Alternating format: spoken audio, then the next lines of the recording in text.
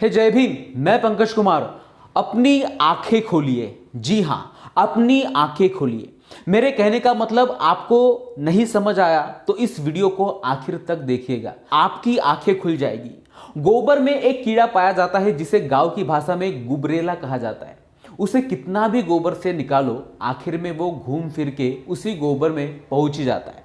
उसी तरह भारत में कुछ पिछड़े शोषित है, जिन्हें कितना भी समझाओ, कितना भी ब्राह्मणवाद, जातिवाद, पाखंडवाद, गाय गंगा गोबर के बारे में कितना भी बताओ, लेकिन वो घूम फिर के वही पहुंच जाते हैं।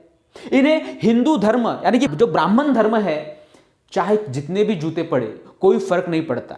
इनका चाहे आरक्षण खत्म हो, चाहे संविधान खत्म हो, चाहे इनके घर जले, चाहे इनकी महिलाओं का शोषण या उनके साथ जघन्य पाप हो, इन्हें कोई फर्क नहीं पड़ता।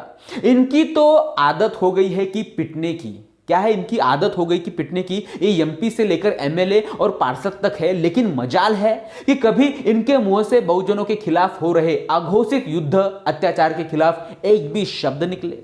चोर बहुत होशियार होते हैं। जब वो भैंस चुराते हैं तो सबसे पहले वो भैंस के गले से घंटे को खोलते, फिर एक चोर घंटा बजाते हुए पश्चिम की ओर चला जाता है और बाकी चोर भैंस को पूर्व की ओर ले जाते हैं। गांव के लोग घंटे की आवाज सुनकर पश्चिम की ओर भागते हैं और आगे जाकर चोर घंटे को फेंक भाग जाता है। इसलिए गांव वालों के हाथों में घंटा ही आता है और चोर भैंस चुरा के ले जाता है।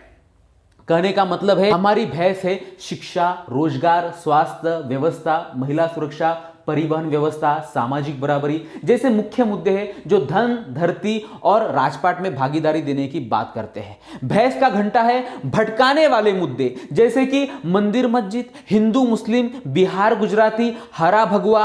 आप स्वयं चिंतन करके निष्कर्ष निकाले। राम मंदिर बनने के बाद क्या होगा? राम मंदिर बनने के बाद 150-200 ब्राह्मणों को मंदिर में पीढ़ी दर पीढ़ी रोजगार मिल जाएगा। इर्द गिर्द दुकानें बनेंगी, वो बनियों को मिल जाएगी जो पीढ़ी दर पीढ़ी रोजगार करेंगे। बाकी ओबीसी, एससी और एसटी के लोग वहां पे अपनी मेहनत की गाड़ी कमाई का एक बहुत बड़ा हिस्सा चढ़ावा में चढ़ाएंगे और घंटा बजाएंगे। यह घंटा ही इनकी मानसिक गुलामी का कारण है। जूते भी खाएंगे लेकिन मंदिर में जरूर जाएंगे। बहुजनों आंखें खोलो और दिमाग लगाओ। मंदिर मस्जिद से समाधान मिलता तो मंत्रालय नहीं होते, दुआओं से काम चलता तो औषधालय नहीं होते, ईश्वर यदि दाता होता तो मूर्तिकार मूर्तियां क्यों बेचता, गायत्री से ज्ञान मिलता तो विद्यालय नहीं होते, यदि मंदिरों मठों के मठाधीश बन जाने से ईश्वरीय शक्तियां प्राप्त हो जाती तो साधु सन्यासी साध्वी मठाधीश महंत आदि संसद और विधानसभाओं की ओर न जाते।